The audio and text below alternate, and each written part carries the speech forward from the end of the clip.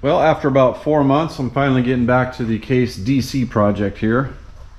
And just a quick summary of what happened with this tractor up until this point. I bought it this last winter. It was listed locally. So when I went to go look at the tractor, we were able to get it running right then and there on the spot.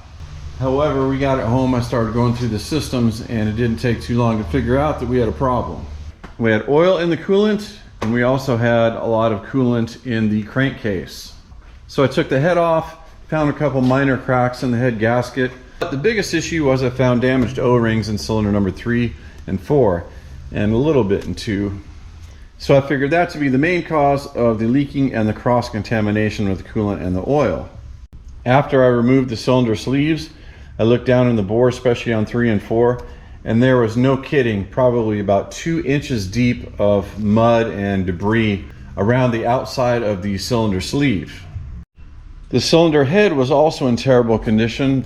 It was just jammed full of sludge and mud and rust.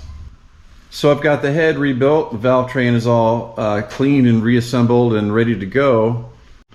So now I have to finish cleaning out the inside of the block, install the cylinder sleeves and the O-rings, pistons, rods, piston rings, and put the head back on and the valve train and everything else. Over here I've got the new parts ready to go. The old pistons I think were 3.875 inches in diameter. The new pistons and sleeves happen to be 4 inches, so that increases the displacement just a little bit. And of course here we have the O-rings for each cylinder, and in the boxes we have the piston rings. I've also got a new head gasket and some other miscellaneous gaskets for the assembly process. All right, piston rings. So for this particular tractor, I'll show you what we've got going on here. The bottom ring is 3-piece. This is the oil ring. And this goes in the bottom groove closest to the crankcase. The silver one up here is the compression ring. This one will go in the top groove. And then the subsequent rings will go in the second and third grooves. So now we know which grooves the rings go in, but sometimes it also matters top or bottom. You have to get that orientation correct. The bottom oil ring doesn't matter, so don't worry about that. The compression ring, again, is the one that goes in the top groove. This is going to be your stiffest ring. There's not a lot of give to it. It's very stiff. And in this particular case, this ring does not have an orientation. There's no dot, there's no bevel on it. It's the same up or down. So this can go on either way. However, the second and third rings do have an orientation. If you can read that right there, it says top. These rings are also beveled. You can see the bevel right there pretty good, but they're only beveled on the bottom. They are not beveled on the top. So now we know which rings go where and what their orientation is, up or down. So let's go ahead and get them installed. I'm going to start with the bottom ring first and then work my way up. I have my piston ring installation tool that we're going to use here in a minute, but it doesn't really work well for the oil ring, and you don't really need it because they're so flexible.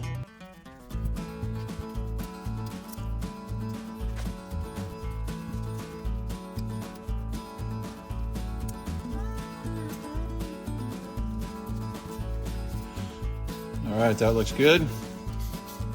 Now we'll do the second and third rings. We'll check the orientation again. Top and bevel down, top and bevel down. So for these, I will use the tool to help spread them, and we can just lift them right on top and over the other grooves.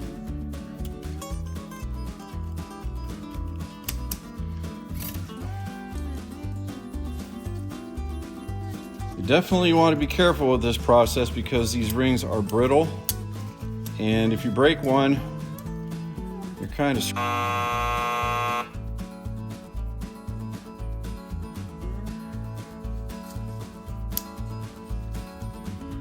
Those look good. All right, top ring. Depending on your project, depending on your engine, the top ring may or may not have a correct orientation to it, so you need to check your product manufacturer for that. But like I said before, this one can go on up or down, it doesn't matter.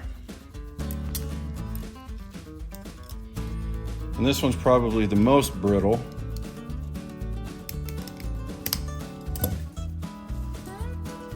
All right, there's one.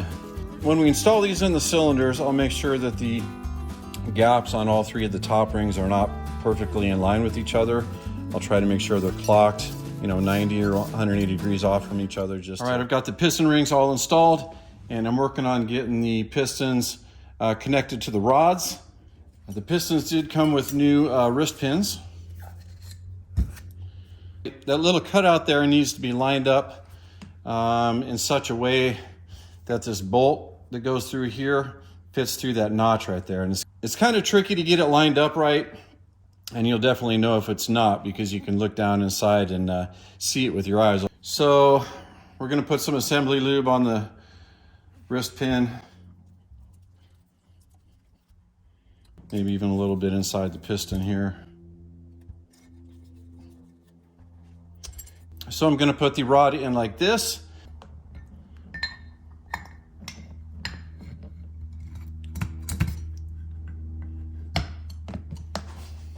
Once you get it in this far, you can't really see that notch anymore, so you just kind of have to go with it and press it in the rest of the way, and then you'll have to adjust it from there.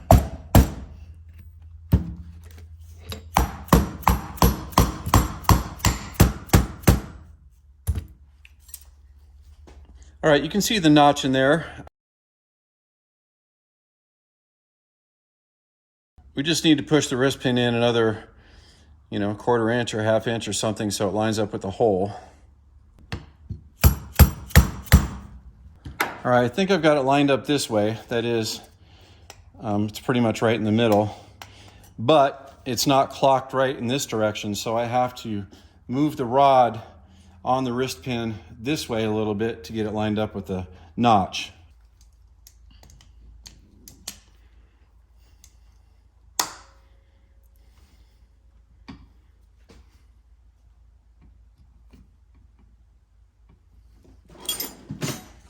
All right, I think I've got it lined up. We're going to try to install this bolt. It goes down in there, and there's threads on the other side, so there's no nut or anything. It does have this little retaining clip that you got to bend up the tabs when you're done.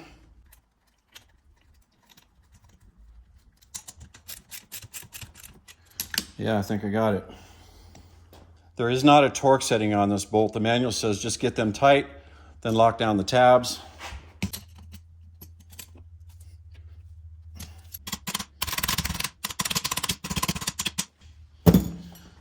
And the manual says to bend one of the tabs up and one of the tabs down. This one's all set. So I've got two done so far. It's a little bit tedious to get that wrist pin lined up properly. So I'll go ahead and do the other two, then bring you back. Okay, fast forward, they are all installed. It took a little bit longer than I thought it was going to. It was pretty difficult to get that pin to line up in both directions to get that bolt through. So that took a while. And before I did all that, I got the rods shimmed and fit up nicely to the crank journals. The manual says that clearance should be between 1.5 thousandths to 3 thousandths.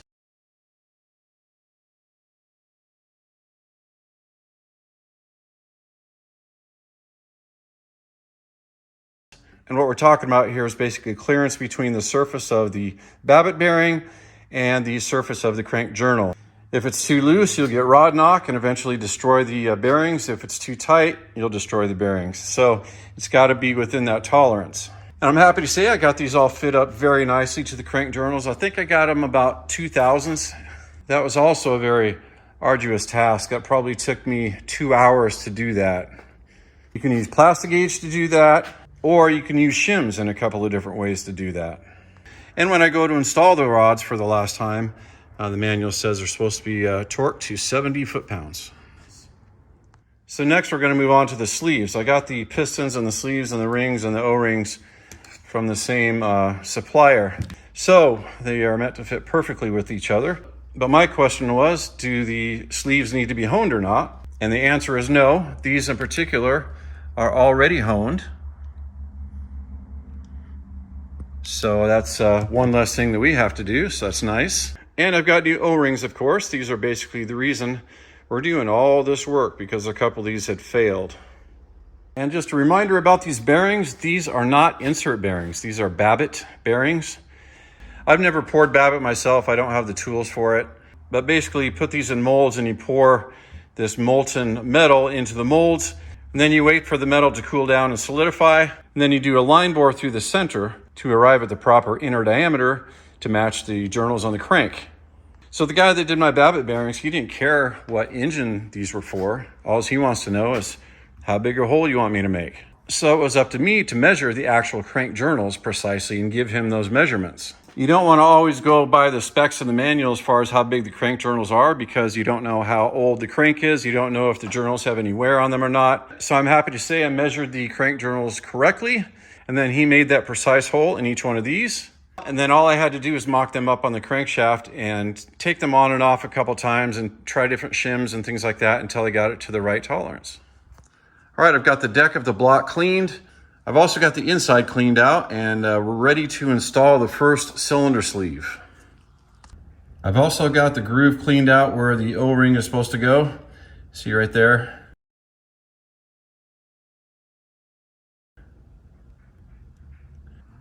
So the O-ring here that goes down inside that groove inside the block, people say that you can sometimes damage these when you're putting the sleeves in if you're not careful. You really need to lube them up well, and you really need to be careful when you're pushing the cylinder sleeve down.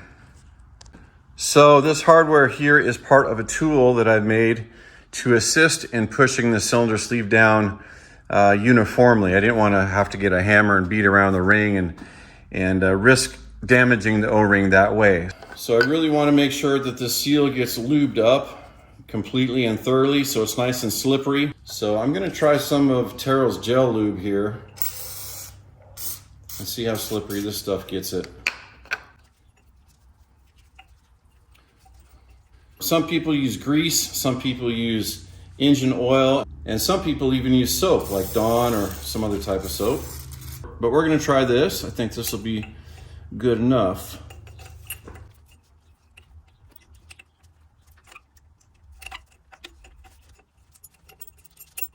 All right, I've got the ring down in its groove. I'm gonna hit it with some more lube.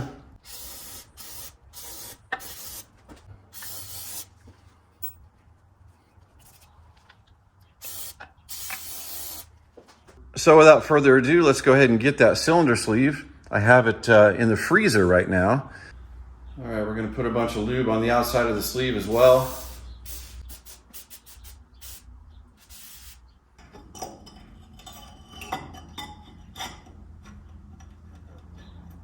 All right, I think it's hitting the O-ring now. Oh. Well, I didn't even need the pusher tool on this. I wonder if putting it in the freezer made a difference. Okay, now the manual says the sleeves are not supposed to be perfectly flush with the top of the block. They're supposed to stick up between 1/1000 and 3/1000 higher than the top surface of the block. I guess they're engineered this way so they fit properly with the head gasket, and you get a good cinch with the head. Okay, so now I've got the sleeve past the O-ring, and it looks like it went in perfectly.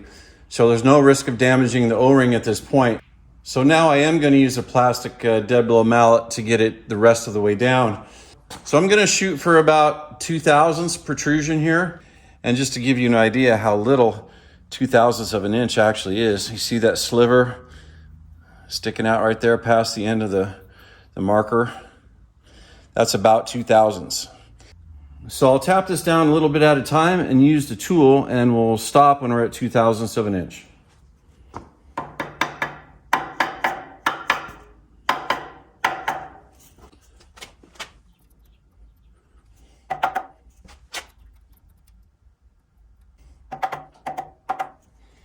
Well, I can still see a little bit of daylight underneath the measuring stick there, so just go just a little bit more.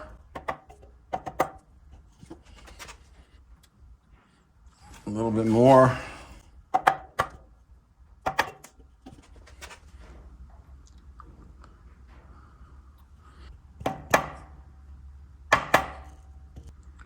That's pretty good there. That's pretty good there. That's pretty good there. Okay, I believe that's about 2/1000 of an inch. These O-rings are about 20 bucks a piece, maybe even closer to 25 with shipping. So I definitely don't want to ruin one of these things. So I'm gonna go ahead and freeze the other 3 and do it exactly like we did cylinder number 2. I don't know if I talked about my dry erase board here yet or not, but I absolutely love this thing. It helps me stay organized, helps me remember what to do. So we can cross a couple things off the list here. I did get the rods fit and shipped to the crank.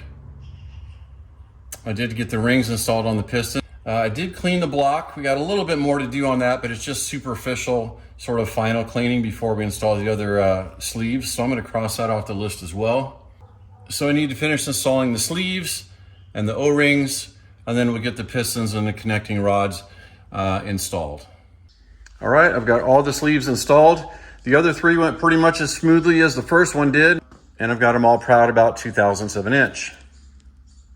Now I just want to see how this new head gasket fits before we go any farther.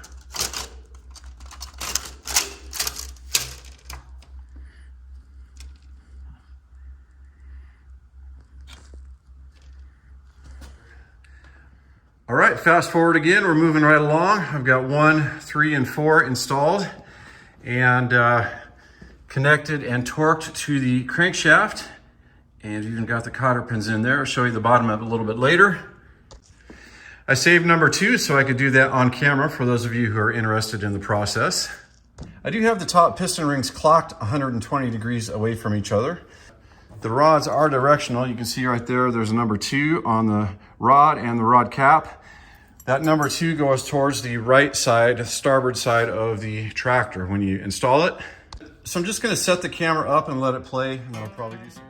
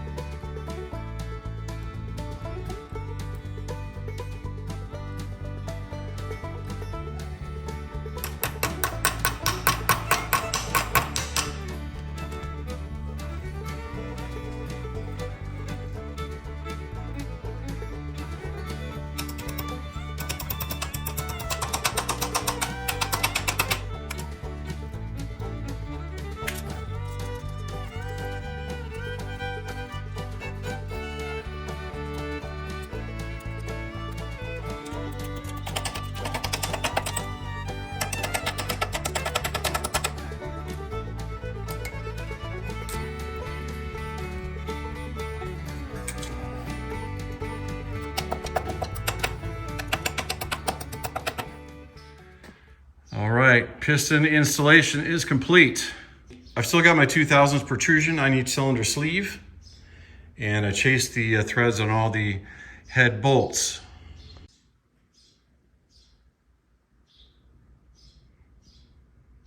Let's take a look underneath.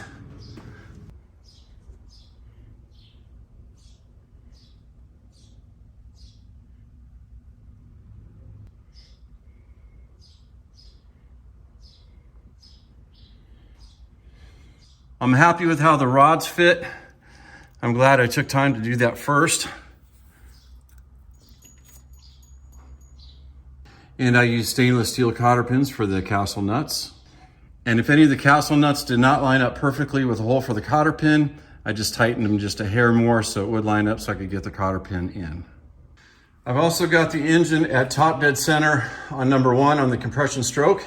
And the reason I know this is because before I took it apart, I put a dot right here on the magneto cover where number 1 is, and I just had to take off this cap, rotate the engine over until the rotor pointed towards number 1 here, and then I looked up here and made sure that the number 1 piston was at the top. So that's already done, and that will help me when I go to install the valve train assembly and get the valves all adjusted.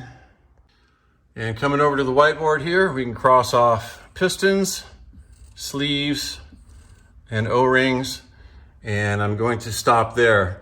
So it feels good to get all those things done, and each one of those was a pretty big task on its own. So here's what I still have yet to do.